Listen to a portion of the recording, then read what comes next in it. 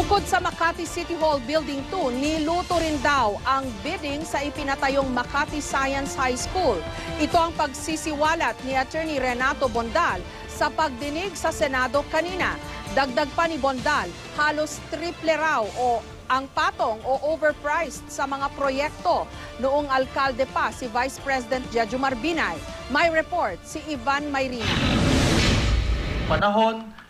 Ang witness sa si Atty. Renato Bondal nagharap sa Senado ng bagong aligasyon laban sa Vice Presidente. 283% o 862 milyon pesos daw ang patong o overprice sa ipinatayong Makati Science High School noong alkalde pa si Binay.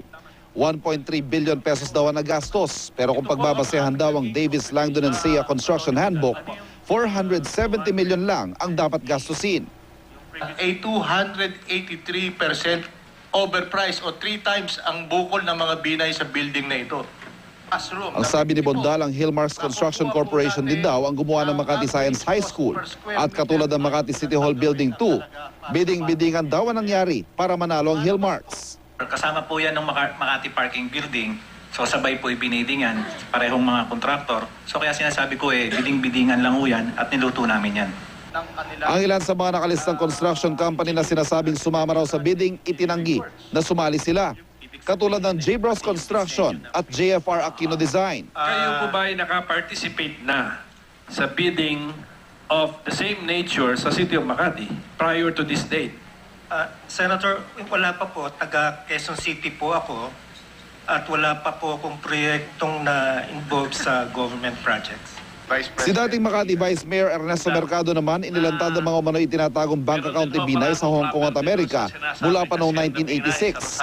Ipinakita ni Mercado ang ilang bank statement daw ni Binay at iba pang bank statement na nakapangalan daw sa trusted aide ni Binay na si Jerry Limlingan at sa sekretarya na si Ebeng Baloloy. Ipinakita rin ang mga sulat kamay daw na ito ni Limlingan. Patunay na inilagay daw sa pangalan ni Limlingan at Baloloy ang ibang kayamanan ng Vice Presidente. Ang account name, Jejomar C. Binay, 1514 Kaong Street, San Antonio Village, Makati. Address po niya yan. Ito ho yung aking katibayan, ando na po tayo na magpapatunay po na ito po ang patunay, nakatiwala po ni BP Binay si Ate Ebeng Baloloy tungkol sa pera. Dahil yung aking testimony nun tungkol sa bag, pinatitibay ko lang ho, Senador, na talagang hindi lang doon sa bag. Talagang pati sa mga account ng ating Vice Presidente na noon ay mayor namin sa Makati, pakiran mo lang hanggang doon sa makarating tayo. Ayan. Na talaga ho si Ate Ebeng at si Mr. Limlingan ang kanyang katiwala. Pero naghigpit si Senador Pimentel. Yung non-declaration of assets in the SALN or misdeclaration of SALN or improper filing of SALN, hindi na po sakop yan sa ating proposed Senate Resolution 826. But of course, I'm aware na wala pong nagbabawal sa isang senador to pursue the subject matter through another resolution na dadaan po sa tamang proseso. Sa hearing, nagpatotoo rin si Mercado na isa siya sa may-ari ng 4 na hektaryang lupa sa Rosario Farm. Minsan daw siyang pinapirma sa isang deed of sale ni Binay. Nadiskubre rin daw ni Mercado na 1 hektarya lang ng lupa sa Rosario Farm ang nakapangalan sa ngayon kay Ann Gregorio, asawa ni Laureano Gregorio.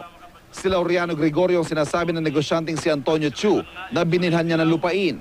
Ako ho ngayon, buhay na patotoo na yung pong aking lupa na nakapangalan sa akin na hindi ko naman natatandaan at nalalaman, wala po akong pinipirmahang anumang pagbibigay ng karapatan, sir, kay Mr. Gregorio para masabing kasama yon sa binili niya kay Mr. Chu. Sa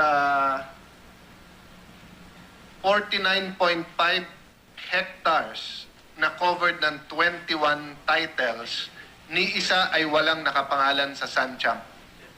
Sabi niya 70% ay nakapangalan na sa kanya. Ang nakapangalan lang po sa Sancham ay yun lang pong structures na bago po ang tax deck. Tama po yun. Pero yung titulo, nung ako'y tinatanong ko siya, sabi niya, sir, hindi na pag-uusapan niya kasi 70% ng mga titulo, no? Pero hindi pa nga nakapangalan sa kanila.